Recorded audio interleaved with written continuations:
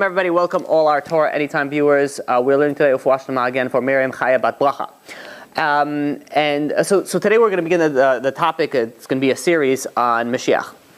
So this is a very you think about Mashiach, you think of it like, oh yeah, it's going to come and it's very easy. But for us, one of the reasons why it's so complex and hard to understand is because it didn't happen yet.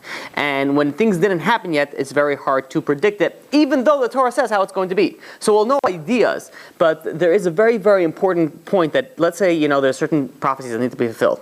And you're saying, well, God, this wasn't fulfilled yet, so Mashiach can't come yet. And the answer is not necessarily, because you don't know how to read the prophecy. How will you know? After it comes, then they'll show you, you'll be like, oh, you know how this was filled? This was filled in this way. And you would think, oh, I was reading it completely different. So one of the main things about Mashiach is, and the Rambam brings about this, Maimonides, says we won't know exactly 100% until it actually happens. We have ideas. We have things and reasons on prophecies that are going to come before Mashiach comes, and we'll speak about that. Probably not today, but we'll speak about that coming up. The end of times. What happens at the end of times?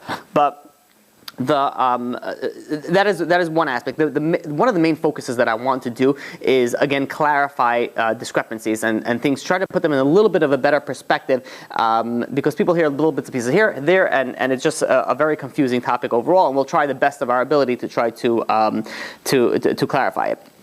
So one of the first things that I actually want to discuss is the idea of wanting Mashiach.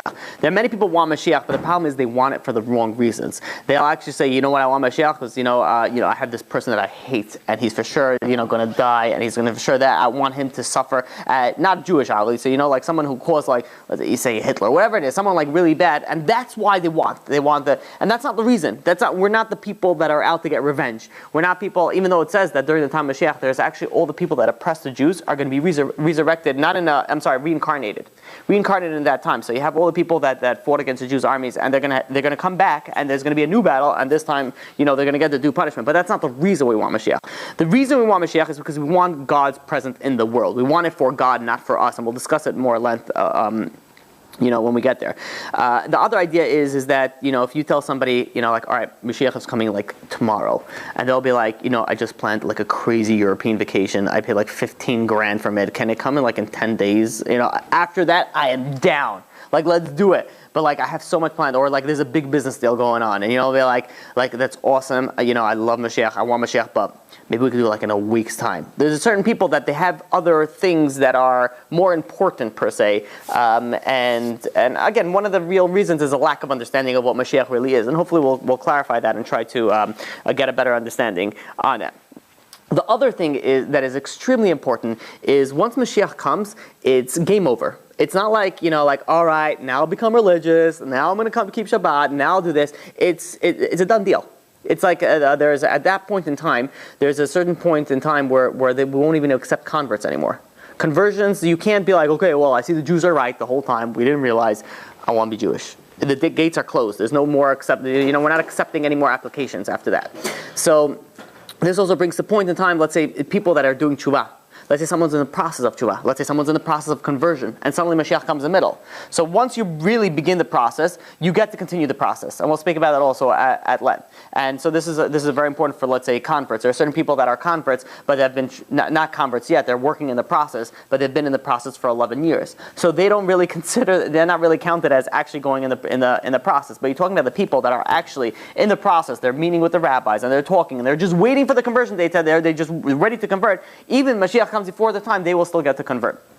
Okay, so the idea that so we actually spoke about all these things. The Rambam brings that there's there's 13 principles of faith. He brings the Ani Ma'amins. It's brought down as the Ani Ma'amins. It wasn't actually written as the Ani Ma'amins, but that's how it was presented. It's presented now, also in Yigdal. So two of the last ones are, one of them is believing that Mashiach is supposed to come, and the next one is believing in resurrection.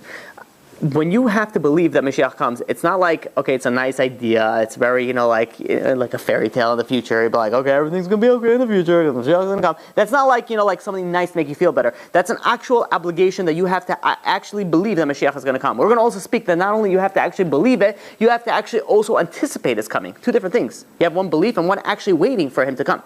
And then you actually also have to have the belief that there's going to be a resurrection of the dead. And that is going to happen. and which is a whole lecture issue in itself.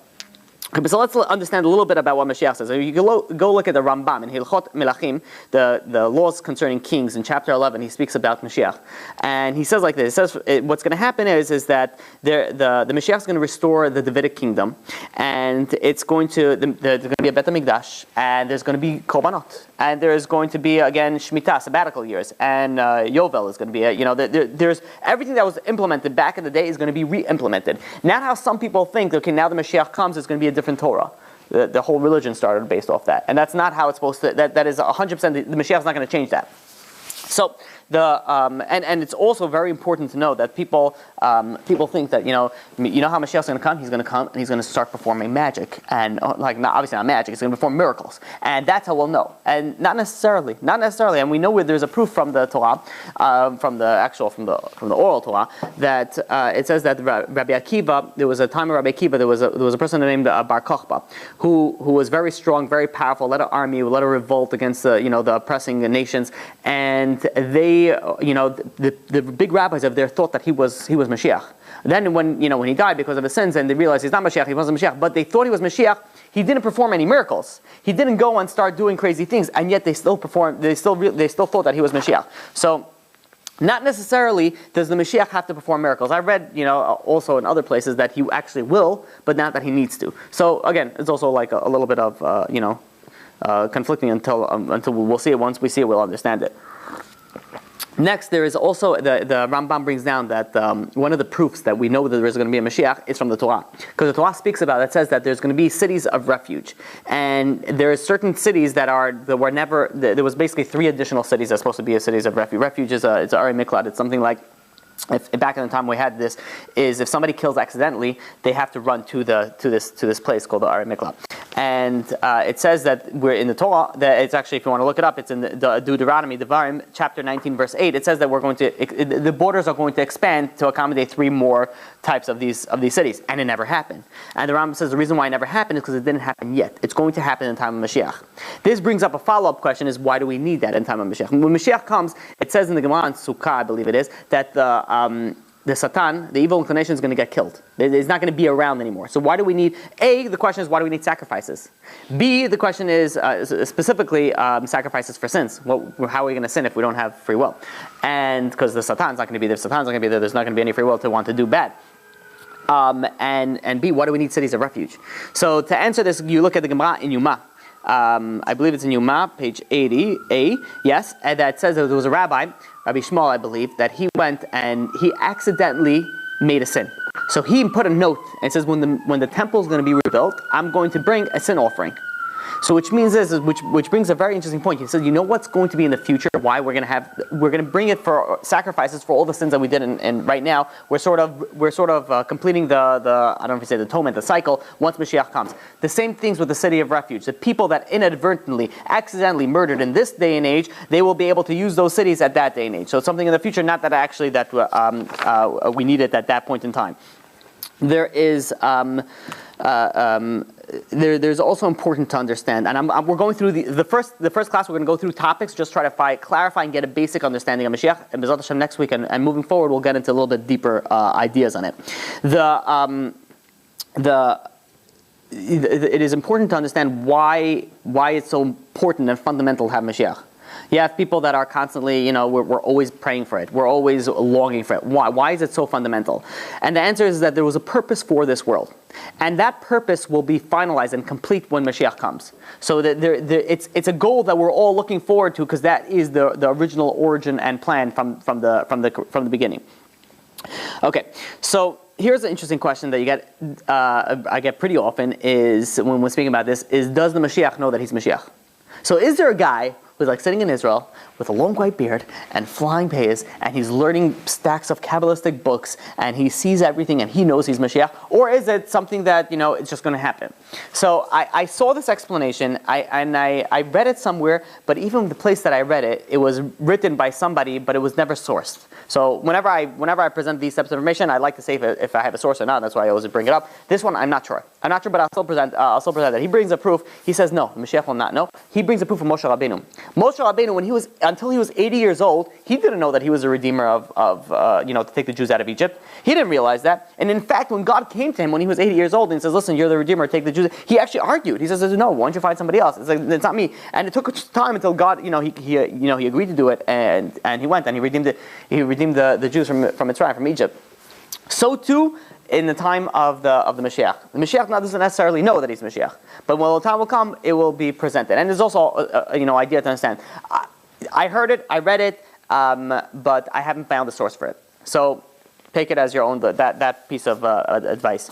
Okay, so now little things about what Mashiach is like who's it going to be? Majestic, what's some of his qualities? So it says, these are all sourced, that his wisdom shall exceed the wisdom of King Solomon. King Solomon was the wisest of all men. Shlomo HaMelech. He was wisest out of all men, means of ever. Smarter than Albert Einstein, smarter than Isaac Newton, smarter than everybody. And the wisdom of Mashiach is going to be even greater than that. Additionally, he's going to be greater than all the prophets except for Moshe. Moshe is the highest level. He's going to be just slightly over in the prophecy of Moshe. Next, there's been many kings that had the great. They rule the world. Alexander the Great, Achashverosh. You look at people that rule the entire world. He's going to exceed all of them in stature and in honor by far. He will also instruct the Jewish people to in the way of God and in Torah. He's also going to the Torah. It says the Torah in the time of the Mashiach is going to be there's going to be the revealed secrets are going to be the secrets are going to be revealed. It's going to be like a completely different world, and he's going to teach it and decimate it. He will also I guess help or whatever make it that happens that the non-Jews will be keeping the Sheva Mitzvahs B'nai Noach. So there's not going to be Christianity anymore. There's not going to be Islam anymore. There's not going to be Hinduism, Buddhism. All that is going to go gone. It's going bye-bye. And at the end, it's going to be the Jews and then the Noahites, the people that believe in the Sheva Mitzvahs B'nai Noach. Okay, so there's also he has to come from King David, that lineage, and when I'm saying that there's also when I said before there's going to be Jews, it's not going to be like modern Orthodox Jews, and then the Reformed sect, and then you have the conservatives over there, and then you have the liberals over here. It's going to be one, the way that it's supposed to be, the way of the Torah, the way the Torah is supposed to be intended. He will also bring all the Jews physically back to the land of Israel. And it's actually interesting if I read somewhere also that it's not going to be necessarily like all the Jews are going to come to Israel and the temple is going to come down. The temple is going to come down, the temple is going to be rebuilt, and then the ingathering of all the exiles is going to happen. So you want to get a good seat, you have to start making the move now. What else am I missing? Oh yeah, and one of the things is how do you know he's going to be the Mashiach? One of the biggest proofs that we say, not that he needs it, that JC is not the Mashiach, it's because he didn't do the job. When you'll know who the Mashiach is? When the job is complete. That's when you could say, it happened and it was it. JC didn't do it. I get this all the time, and I don't really have time to deal with this. It's like, oh, well, look all the prophecies that JC did fulfill. He didn't fulfill anything. All right, stop talking. He didn't fulfill anything. You know where they give me proofs from? Nonetheless, from their Bible. Look at you give me proof from your Bible they fulfill prophecies. Nobody who read the Bible actually saw him. Or actually, the one who wrote the Bible actually saw, whatever. It's a whole thing. But that's how they had to answer. There's going to be a second coming. Oh, because answer. There's nowhere the Torah speaks about that the Mashiach has to come twice. He's going to come once, he's going to do the job, and that's it. Okay, so it says when being actually read this in the parasha that it says in the time of the Exodus of Egypt there was makat choshech, which is the plague of darkness, and in the plague of darkness many Jews died, and in fact 4/5 of Jews died, which that's a crazy number. That's 80%. 80% of Jews did not leave Egypt. 80% of Jews died in Egypt, and they died during the plague of darkness. One of the reasons was that the Egyptians don't necessarily see we're dying and they're dying also. So why are they better than us? So if we focus on that, and by the way, it says in the time of Mashiach also 4/5 will not make it. Which is a crazy thing. People think when Mashiach comes, it's going to be so awesome. Who said you're going to be part of that crew? Who says you're going to make it? Do you really think if you're sinning against God and you're doing bad things, you're going to be like, oh, Mashiach's here, all right, give me a yarmulke, give me tzitzit, give me, I'm here, Mashiach. Who says that you're going to make it? Hopefully, we hope that you will, but you got to start working now. And how do you do that? By doing tshuva, we'll soon see, one of the ways to bring Mashiach is actually doing tshuva. So, who are the people that died in Egypt? They died in Egypt, they didn't make it. Maybe we could figure out who didn't make it then we could see who's not going to make it, who's not going to make it now. And it says one of the groups that one of the reasons they didn't make it is because they didn't want to leave. They didn't want to leave Egypt. They were comfortable. They had wealthy. They had America's good to us. Let's stay over here. And by the way, one of the prophecies is that in the days of Mashiach comes, there's going to be 15 days of darkness. Which means the sun's not, it's going to be darkness. I don't know if it's going to be the same level of darkness that it was there, but it's going to be darkness. The sun's not going to come out. There's going to be some serious, and it's literally like mirroring what happened. So, one of the things was that they didn't want to leave. They were comfortable. They wanted to stay. They wanted to stay in Mitzrayim. So you're going to have Jews like that also. Be like, listen, I just built an empire in America. I'm going to go leave now to Israel. I'm going to have to start. I'm not interested with that. I'm going to stay over here. Those people, again, we hope they'll make it. Doesn't seem so likely though. So that is something also. This is one of the background when you're waiting Mashiach, you're anticipating the Mashiach. You want Mashiach to come. You're ready to drop everything and you go, and go where you need to be. So there was a big rabbi. It was actually a few rabbis, but there was one particular big rabbi that he used to have a suitcase packed. He has a suitcase packed in the corner, like a little black suitcase, and people ask him, what's that for? I said, what's Mashiach come? I don't want to waste time packing. I grab that and I go. That's how you're supposed to feel when the Mashiach is coming. So, this is actually a very common question that also comes, that people ask, is if Mashiach didn't come in the generations before us, how could it come now? We know that it says in the Gemara on Shabbat that if the earlier generations were like angels, we're like humans. If the early generations were humans, then we're just like donkeys, which means we're nothing compared to the generations that happened before us. You have the big tzaddikim that happened, whether 100, 200, 300 years ago, 400 years ago, 500 years ago. We're nothing compared to them, let alone the righteous people in the Gemara and then the Mishnah, and then you go back more. If they couldn't bring Mashiach, how could we bring Mashiach? Fair question. So, two answers for that. One is, obviously Rav Nassan says that, one thing in distress is better than 100 in ease, which means the harder something is to you, the greater the reward is that you get it. So now generations, and this is brought down also by Reb Chaim Vital and Shal Gegulim, that a small act in this generation, and he's talking about 500 years ago, is compared to a great act in the previous generations, which means that there's so much more tests nowadays. It's so much more difficult to do the things that we're supposed to do. So when we do the things that we're supposed to do, it's worth a lot more than it used to be worth. Because again, everything goes with value and effort, and there's a lot of factors that play into it. There's a lot of variables that come into it. So it says that even though they couldn't do it, but you're keeping Shabbat, you're learning Torah, you're coming to Shul Torah during the week. These things are considered huge in the next world. Huge, especially in the day and age that we're living now. That you're able to sit at home, and God forbid, who knows what can be done in there. So that's answer number one.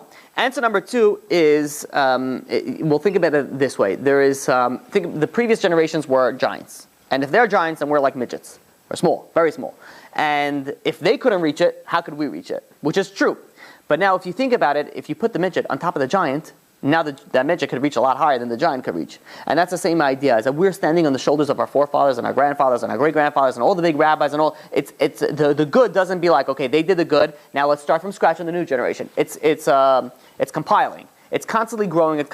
So at a certain point in time, it's going to be that we're basing all our merits on the previous generation. So that's why we could actually bring the Mashiach in our generation, and it shouldn't be any coincidence or any question. Okay, there was actually something. This is this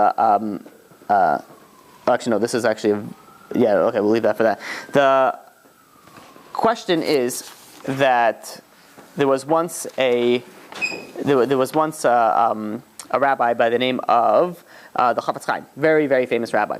And he was told by, he said something which was told over by Rabbi Chanan Wasserman, his student, and then it was told over by Rabbi Lapian. He said like this, he said that the Gog and Magog, the final war that's going to happen at the end of the days, you could call it World War III, or let's hope that it's going to be that, is, he says as follows, says it's going to be a 3-part war. He said this before World War I. He says that it's going to be a 3-part war. There's going to be World War I, and then he says there's a certain amount of time, he actually said 25 years, and there's going to be another world war. And then there's going to be, and he said the second world war is going to make the first world war look like child's play. And then there's going to come, after a certain period of time, the Third World War. And that's going to make the Second World War look like child's play also. So you can think about it, and he was right, at that point. And there was also, I forgot which rabbi said it, but he said the majority of the Gog and Magog, the Chevlei Mashiach, not Gog and Magog, Chevlei Mashiach, which is the hardships of the birth pangs of Mashiach, all is majority already happened in World War II. That was which is a relief. But the question the question I want to deal with now is, can you predict the time of Mashiach? Which there are many people that they calculate the end of times. So what that means is that they'll say, Mashiach is supposed to happen 2016, 2017, whatever it is. They put a date to it. So the question is, are you allowed to do it? And it really becomes problematic, because when you look in the Torah, it says a lot of bad things for people that try to actually predict it. And in fact, it will say, I'm trying to look for the source on it, but I can't find it. I'll try it by heart. There's a Gemara in Sanhedrin that says that the people that are trying to calculate the end of days with a date, they should expire, which means it's not good things to them. And there's one thing after another that how you're not allowed to calculate the end of days, but with a date. The Rambam, if I'm not mistaken, brings down that he says that if somebody goes and puts a date on Mashiach, Mashiach is supposed to come March 2017. That's the date that he puts. The problem with that is that you're supposed to anticipate it coming every day. And by you now announcing it to everybody's going to be like, you know what, it's not going to come today, it's not going to come tomorrow, it's going to come March 17th. So you're losing the obligation of anticipating and waiting for Mashiach every single day. So that's a problem as well. But the question still stands is that there are many rabbis, big rabbis, that predicted the date. So how are they able to do it? So there's a few answers. The one answer is that when you're not allowed to predict the date of Mashiach is through astrology. You're not allowed to go through astrology and try to predict it. But through other means, you go through the biblical verses, according to one opinion, you are allowed to do it. I believe it was Barbanel. Okay, so now Nachmanides, Ramban, says that when does this prohibition to calculate the end of days it refers to the early generations. But now a generation where we're in the midst, we're very close to Mashiach, the prohibition doesn't, and the Malbim gives an example to it. You have a little child that's going with the father on a long journey. What does the child do? Ask always, are we there yet? Are we there yet? Are we there yet? Are we there yet? So the father in the beginning doesn't answer because it's a long journey. So he says, I'm not going to answer. But once he's almost there, he'll be like, yeah, we're almost there. We're almost there. Because once you're almost there, if the Jews would have heard like 1,000 years ago, then Mashiach's not going to come for 1,000 years. They're going to give up hope. That's terrible. That's a hard thing. So we don't say. But now that it's any day, it's literally going to be here any day. And we'll soon see when we go through all these prophecies, all these things, it's like, they're like all fulfilled already. They're like we're literally by the doorsteps of Mashiach. We're literally there. So that is one of the reasons that we're not supposed to do, but right now we are doing it. However, my personal, and I say this personal, and I know there's a lot of rabbis that also would agree with me on this, is no rabbi should stand up today and say it's going to come March 17th. You shouldn't, because what happens if you're wrong? If you're wrong, who knows what you threw out. And there was many times, and there's some rabbis that actually came out with with these dates, and it's a problem. Because if you're wrong, you're the next time that people are going to say, oh, it's already coming, it's like the boy who cried wolf. And be like, okay, this person said it, and you believe this person, even though you shouldn't have believed this person. So it's a big problem. It's a big problem of putting an exact date to it. However, you're supposed to believe that he's supposed to come tomorrow.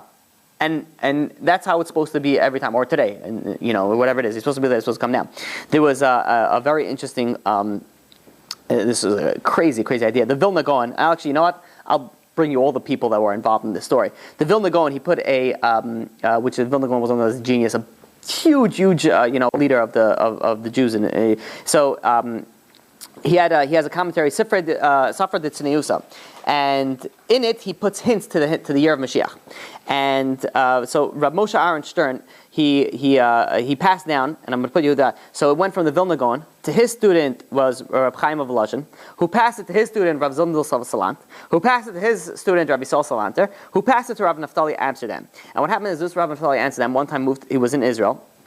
He moved to Israel, and at the end of his life, he accidentally revealed the date of when it's supposed to happen in Israel, and he made everybody who was in the room swear or whatever. Said, promise that you cannot, whatever I just said stays in this room and never leaves this room. And there was, Rabbi Moshe Aaron Stern knew somebody who was in the room. So we're like really far back, so he knew somebody's room, and they were once a group of people, and they begged this person, please tell us when it's going to happen. Tell us to give us something. And he refused. He says, I can't say anything. He says, all I can tell you is one thing. Pointed to a few young people in the corner. He says, those people over there, they're going to be the soldiers in Mashiach's army. That happened 30 years ago. So which means is they're growing up now. So it's happening soon. So it's definitely something that it's not something that's far-fetched, something that's going to happen. It's happening soon before you know it, and you want to prepare for it. Because if you come unprepared, that is not, let's just leave it as not good. And we'll soon see how really not good that is. So the idea that when we speak about Mashiach, there's a pasuk in Yeshaya. Isaiah chapter 60 verse 22. It says Be'ita achishana, which means is translation, in its time I will hasten it. I will make it come faster. Which is, if you think about it, it's contradictory. In its time I'll make it come quicker. Either it's in its time or I'll make it come quicker. So and this is something an important idea to understand is it comes to the question. So can we make Mashiach come earlier? If not, does it have to come on a certain date? So where are we holding? If let's say all the Jews do tshuva, all the Jews do that, can we force Mashiach to come early, or do we have to wait till a certain time? So this pasuk explains it. It says, if they are worthy, if the Jews are worthy, then I will hasten it. I will make it come quicker. I'll make it come earlier. If not, it will come in its time. Which means even if the Jews are not worthy, there's going to be a certain point in time where it's the end of the line. It's going to come whether you like it or not. And in fact, this end of the time, Be'ita, which is at its time, is also referring to let's say if the Jews sink so low and it has to come, that's considered at the end of time. This can come as people that learn this, it comes as a contradiction and a conflicting thing. So if you learned that should have answered your question. If you didn't have the question, so let's just move on because we won't have time to explain it because I want to cover some more things. So the idea is that Mashiach has the ability to come quicker, earlier. And it's going to come tomorrow, and it's based on us. And if we want to do it, we can bring it. This is also how we understand is people ever hear about the donkey, Mashiach's donkey? I'm sure you guys heard about the way, there's a special donkey that is going to come out. But then there's another, by the way, this pasuk is based on Zechariah chapter 9, verse 9. There's another pasuk in Daniel chapter 7, verse 13 that the Mashiach is going to come on the clouds of heaven. And a lot of people like to interpret the wings of heaven, the airplanes and things like that. But at the same point in time, if you think about it, these are two conflicting things. First, you tell me Mashiach is going to come on a donkey, a chamor, and the next he's going to come on heaven. And this answers in the Gemara in Sanhedrin that Rabbi Yehoshua ben Levi says the Mashiach's form of transportation depends on us. If we are worthy, we're merited, which means we do tshuva, we bring it early, then he will come on heavenly clouds, which means in a miraculous manner, like a crazy, amazing, awesome manner. If we do not merit, and it comes in a natural, then it's going to come in a natural means, which is at the end of time, in a version of a donkey, of a chamor. So it really depends on us, on how it will come. So we have to skip a lot because there's way too much to cover. There's another prophecy that was brought in, I believe by the Vilna Gaon, but it was also brought down by the Baal Shem Tov. And this is crazy for what's happening nowadays. The Vilna Gaon, and he says when you hear that the Russians have captured the city of Crimea, you know that the Mashiach has come. You guys heard about this? You know the Mashiach comes. And when you hear that the Russians have reached the city of Constantinople, which is nowadays Turkey. In Istanbul, Turkey. Then he says you put on your Shabbat clothes and don't take them off because Mashiach is coming right now. And we know there's the whole ISIS situation. And again, we're not putting on a date or anything, but we could see it's something is brewing over there. And in fact, this reminded me, there was one of the big rabbis also said, he says, before even all the world wars, says the first world wars, the first two, they're not going to be so close to Israel. But the last one is going to be close to Israel. And we see what's brewing up over there in Syria and ISIS. Maybe that is a World War III, maybe it's not. Who knows? We don't know. We'll only know when it happens. But you definitely see that something is going around over there. They're all going to be fighting for Israel, to gain control of Israel or something, no? There's a lot of but how it's going to, they're going to fight against each other, and they're going to fight against Israel. There's a lot of things that go back and forth over here. So it's so we'll know when it happens. But yes, it's something that's, and you could see already what's going on over here. There's also something else that you have people that are always coming out with gematrias, numerical values, and like Obama came into power, Obama equals Mashiach. Trump came into power, Trump equals Mashiach. Obama left, office, Obama leaving office equals Mashiach. We hope so. Yes, let it be that Obama's whatever it is that it's in that time. But if you just look. And who knows what God has planned. But you just look at just like the way that Trump is running things, it's only a certain amount of time before there's going to be a world war, and it's not that, he's better than the alternative, put it that way. The alternative was going against the Torah. But at the same point in time, it's not like something that you see so far-fetched off. And it's something that's very close to the future, and it should really wake people up. And by the way, the Zohar also speaks about towers falling down before Mashiach comes, which is, you could say in reference to September 11th. Who knows what, again, what's going to happen? Again, we won't know until it comes, but it does speak about that. Okay, so there's an very interesting Gemara in Ida, page 13b, that says there are people that delay Mashiach coming. And those people are converts, which we'll have to explain what does that mean, and people who sport with minors. We're using a translation, which also we have to understand what that means. And the Gemara goes through a very interesting going back and forth. I'm going to give you the maskana, the final verdict that comes out. So first of all, why converts? What's up with the converts? Why converts delay the Mashiach? And the answer is because this is referring to converts that convert, but they don't observe the Torah and the mitzvot. They don't observe the Torah mitzvot well. And people, I get this often when you have non-Jews that are coming and be like, this rabbi rejected me. I thought you Jews are supposed to be nice and why is he rejecting me if I want to come join the Jewish nation?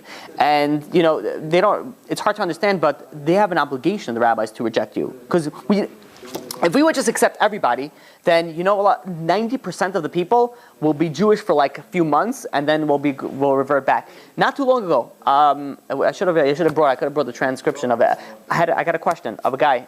He's like, what? No, different guy. Yeah. The different guy. He's he asked me. He says, can I revert back to being a Noahide? So I'm like, no, are you a convert? And he's like, yeah. I'm like, no, there's no backsies. It's like, once you get in here, there's no like turning around and be like, all right, I changed my mind, I tried this thing out. There's nothing. You're there. He fell in love with a Christian girl, and now he's like, I'll be the best Noahide ever. I'll keep all the things. I'll be like, that's nice, but you're still violating the other 600 plus commandments that you have as a Jew. Once a Jew, you're always a Jew. You're not allowed to marry her. She's a Christian. If she converts for the right reasons, then fine. Shalom al Yisrael. You have, but there's no. This is a big problem. People want to convert, but they don't really. And I know some converts that they converted and they sort of like very lax on their observance. They're not really, they like the whole Jewish idea, Israel. And that's one of the things that the rabbis have to do is they have to actually, really test a person. And one of the reasons they constantly push people away is so that if who you accept, who really wants it, because the people who really want it will really keep it. So this is one of the things that the Gemara says is that the converts are going to be preventing the Mashiach. The converts that are not keeping the Torah the way that it's supposed to. The way that you're supposed to keep the Torah is the 100% the orthodox way, the strongest way possible. There's no, okay, let's be a little modern over here. There's the Torah and that's it. If you can't follow up with that, if you can't keep that, don't convert. You don't convert if you can't. If let's say a convert comes and says, "I'll do everything, but I can't keep Shabbat. I'll be the best Jew. I'll give everything." We don't convert that person. You can't. That person does not get converted at all. So that's one thing that delays Mashiach. What does it mean by the sporting with minors? And I'm using obviously a translation, not mine. So the idea of sporting with minors, the Maskana the Gemara says over there is men that marry women that are too young to give birth to kids. And the Gemara goes on, and Rabbi Asi explains, it says Mashiach is not going to come until there's a storehouse of souls in heaven called the Guf. And once the storehouse, which means is the room where all the souls are, the room, whatever, this is going to be empty, that's when Mashiach is supposed to come. And how does that supposed to come? He's supposed to have kids. And you're supposed to bring up the kids in the way of the Torah. And that's going to empty out the souls that need to be born. And that will make the Mashiach come. And it's also brings down not only the Gemara Nida, it also brings down the Gemara Yevamot, page 62a, that the same idea of Asi brings it down also, that the Mashiach will come until all the neshamot, the souls of the guf, are complete. So this is why, if you're marrying a woman who's not old enough to have children, then you're preventing that you could have married somebody who could have children. So you're preventing this process from happening. However, now that I said that we have a very, very strong question. And the question is that the Gemara in Shabbat, page 118, B, that says if the Jewish people would keep two Shabbat in a row, Mashiach would come. By the way, this should just let you know how powerful and important it is to keep Shabbat. Shabbat can actually prevent Mashiach from coming. For people don't realize that anybody that's associated with Kiruv and bring Jews back closer to religion and from secular to that, if you realize there's a very common thing that almost by all of them, they speak about Shabbat. And there's a reason why. It's just so important. So much so that it can actually bring or delay the Mashiach from coming.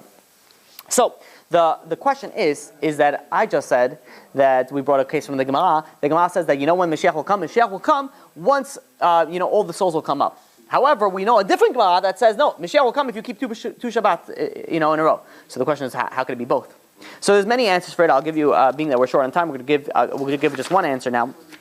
And this answer is from the Tosfei Harash, that says that Mashiach can come when all the souls come out of the guf. However, an alternate way that the souls don't even have to come down into this world, and those souls that need to still come down, is if they keep two Shabbatot in a row, then you don't even need that, which means it will override that. That's how powerful it is of the Shabbat.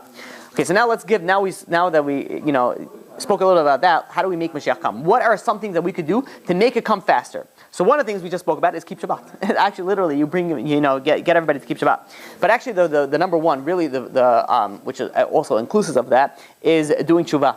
Doing tshuva, and it says in Tehillim, chapter 95, verse 7, it says, "Im b'kolo tushmeu." If you listen to my voice, if you listen to God's voice, you do tshuva, you will come back to the way that you're supposed to do, then God will bring the Mashiach. And again, this part of the way of making him come early is by listening to him. And in order to listen to him, there's a process, and the process starts off with tshuva. Tshuva, you repent on the previous thing.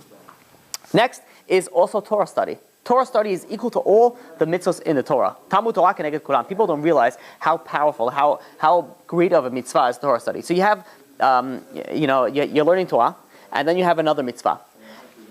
Torah is the highest. You get the most. You want to do things like in. Let's say you're in a business and you want to make money. So you want to give you the thing that gives you the biggest profit. You want to know what gives you the biggest profit. So there's many mitzvot that you could do, and they're great mitzvot. And I'm not going to say one over the other, but Torah is the top. That's the Torah on top. And in fact, every word of Torah is a mitzvah. So if you're sitting, and that's why people, I get this all the time, and I'll apologize again. I can't talk slower. I try. It just doesn't work. I'll start slower, but then I don't think about it, and then I'm ready in fast forward motion. So. But in a way it's good, because you get to learn in 1 hour a lot more information than if I would speak like President Obama used to speak. Would you fall asleep between each word that he would say? So while he says one sentence, I can fit already a whole paragraph in there. So it's good, you get a lot more Torah. Every word of Torah is a mitzvah. So in a way it's good. It's good, you get to, but at the same point in time, people can't understand. So I'm sorry, I apologize. I try, maybe I'll try a little bit slower. And in fact, you should know, this is actually slower. I used to speak even faster. The amount of material that we used to go through, I'm talking about years ago, in an hour, would be like, it would be ridiculous. We'd finish so much volume of material. So I did slow down. So we're getting there. But, see about how much it is. Me personally, if I listen to a lecture, I have to listen to it faster. I need everything fast. I can't, just the way I work. Anyways, moving forward. Side note. Next thing to bring the Mashiach, to hurry it up, is the tzedakah. The Gemara in Batra says in page 9a that tzedakah is also considered equivalent to all the mitzvot. So it's a very, very powerful. These things are very, very powerful that you should do. Obviously, do. But besides tzedakah with money, there's also charity with your time. You're helping somebody, you're giving charity, you're learning, let's say Torah. And you already learned for a few years. Go help somebody else, teach somebody else the Torah. I heard no one says that you have to go and start making classes and start posting it all over the place. But you see somebody, speak about the Torah. You know what I learned today? I learned, and you give them a little bit of information. If you keep Shabbat, Mashiach will come. Yeah, there. Go tell it to the people that don't keep Shabbat. See how that works. Obviously, you have to say it in the right way. But at the same time, the last thing that I want to speak about, what will hasten the Mashiach, is procreation, which is what we spoke about. You have the when people like don't understand, like look at the Chassidim. Oh my gosh, they have like 20 kids. You're supposed to. I mean, it's difficult, and there are guidelines if you can't handle it, and there's emotional problems. So you speak to a rabbi, and there's kosher ways of birth control, and you are allowed to do it. But in general, you have an obligation to have children, and it's an obligation that you have to have because you are besides the fact of creating the world, we're here for a job, and that's part of the job. Okay. Another thing that's extremely, extremely important is the unity of Klal Yisrael, the unity of the Jewish people, and as united that we are and united that we stand, there's a lot of work that we can do over here, and we need to do over here. When Yaakov, right before he passed away, our forefather Jacob, and right before he passed away, he went and he said, gather. First he said, but the translation was gather around. He was talking to his tribes, his sons, and he says, and I'll tell you what will happen at the end of the day. He was going to reveal the times at the end of days, and afterwards, whatever, the Shekhinah left him, and he wasn't able to actually reveal it. But at the same, if you look at it, what he said was gather around. One of the things is you want Mashiach to come, gather, become united. You need to be united, and this is something that I speak about quite often. We need to be united. Jews need to be united. There's no such thing as Ashkenazim and Sfaradim.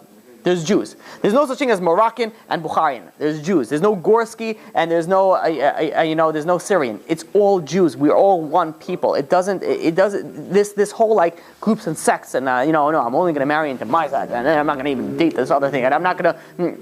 I can't listen to that. It's not my rabbi. My rabbi is only. And again, you are supposed to have your rabbi, but we're all one nation.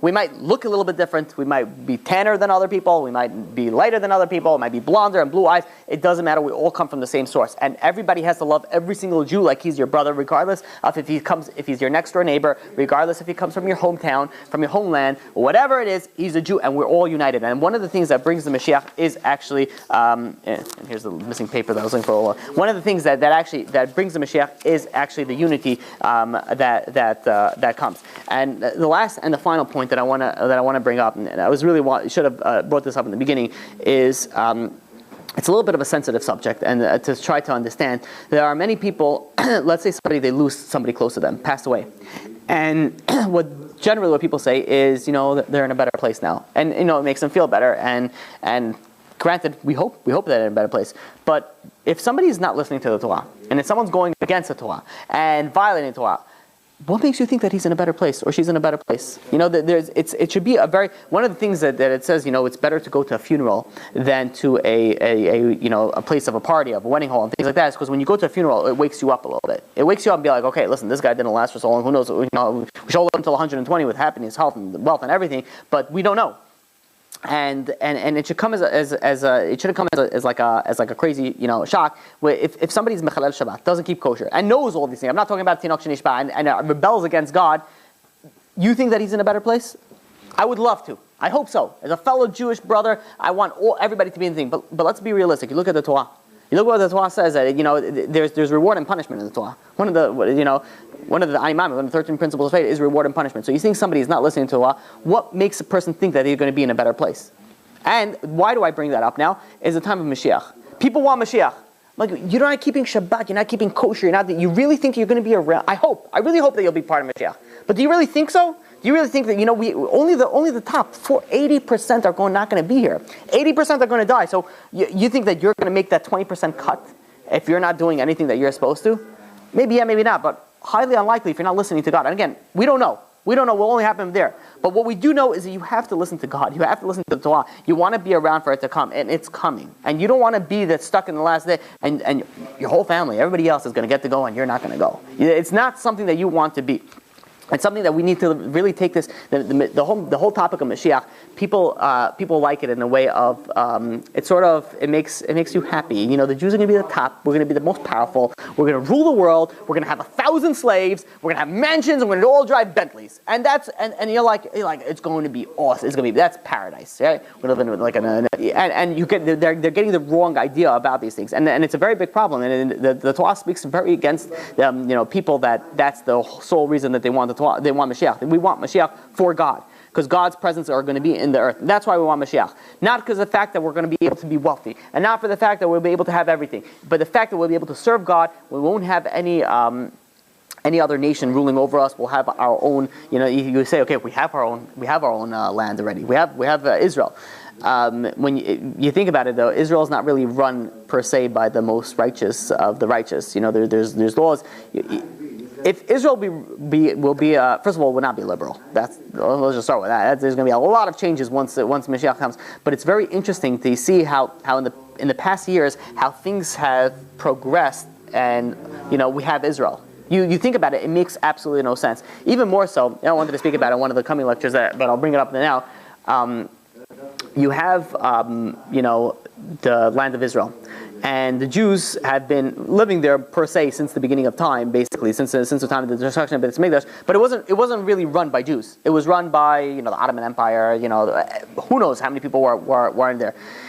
The question that should come to everybody's mind is, so about what we're talking about, 70-something years ago, we had a state. All of a sudden, we got the land state of Israel. The question is, why weren't there millions of Arabs living there? Why weren't there? They didn't give us a place that was fully inhabited like it is today. You can't, they can't be like, okay, you know what? You go to like, let's say, Mexico, and be like, all right, we're going to give you America. Be like, America's taken. It's full. We're kind of full of it. Well, definitely New York. Probably everything out Midwest is probably empty. But you look at the coast. It's a full. It's not like, so. If Israel got its state of Israel, why wasn't it full? Why wasn't? I mean, if you think about it, the land itself is very crucial. Even before that, nowadays it connects. I'm bad in geography, but it connects ends of of parts of the world that you need to. It's literally on the border. It has ports. It's a crucial land. It's not something that, and you think about it. How was it able to? And when the Jews got the land, it wasn't like it wasn't the way it looks today. It was full of malaria. It was full of deserts and swamps. It was diseased, and everybody like, yeah, whatever, take Israel. Who wants Israel? It's like a place that's a swamp. No one wants it. And you think about it, how does it make sense? Why? You could see it's all preparation for the time of Mashiach coming. And you look the amount of roads that are built over there. They even, I don't know if I don't know if this is true or not, but I heard that they're thinking about opening another airport in Israel. And one of the reasons is, and again, I don't know if this is true or not, is they say, well, Mashiach comes, we're going to need any more things. Maybe it's true, maybe I don't know. I don't know if I can't imagine that the secular people will be like, Mashiach is coming, so let's make some more land for I can't imagine that happening. But maybe who knows? I heard about that. But they're definitely, you think about the infrastructure that's currently built over there is built to house a lot. It's ridiculous, and the amount of technology that everything is like booming over there. So you think about it, how is it possible that it was laid desolate? And I heard this example. I forgot from who, but it was maybe Mordechai Becher. I don't remember who. I heard from this little story. It says there was a kid who his father got really upset at him, so he kicked him out of his room. So the kid goes to the father and it says, who's going to be sleeping in my room while I'm out? And the father says, nothing. When you become better, when you become good, I'll give you the room back. Now the question is, why does the kid care who's going to be sleeping in the room? Because if you put another person in the room, that means the kid doesn't have anywhere to go back to. That means it's taken. It's like over. One of the reasons why Israel was never fully inhabited by a whole nation was then the Jews be like, okay, we can't go back. God kept it desolate. God kept it swampy. God kept it sick with diseases and who knows what. So it was laid empty. And when the time comes, the Jews will come in there. And we look at it. It's like an amazing idea. Like you have a state of Israel. If you look at the nature of events, it's like everything is happening. You had a crazy Holocaust, and you had by the way, it's a process. Mashiach is a whole process. And you had the Holocaust, and then after the Holocaust, all of a sudden we get a land, and all of a sudden you look in the world of the Sev. It says before Mashiach comes, there's going to be a tremendous tshuva movement. You look what's going on over it. It makes very, very little sense where you have little children. I'm talking about little. I'm talking about compared to their parents are becoming religious, and the parents are not religious. It makes the children are the ones who want to have a party, have a good time. Yet you have the children are religious, the parents are not religious, and this is one of the prophecies of Malach in the last prophets of Malachi is that the children will bring back the hearts of the parents. It's actually one of the prophecies, and we see it happening nowadays. We'll still talk about all this in the future, but B'ezrat Hashem, hopefully Mashiach will come, so we won't need to discuss this. By the way, this is one of the things, because I've been saying that I've been giving this class for over a year. over a year I had this already in the works, and I couldn't finally finish it. And I went to Israel. I had some time to sit and learn a little bit, so so I was able to put some finishing touches on it. But everyone kept on asking me, like, when's this? By the time you bring it, it's ready. Mashiach is going to come. So it's a halavai, so you don't need it.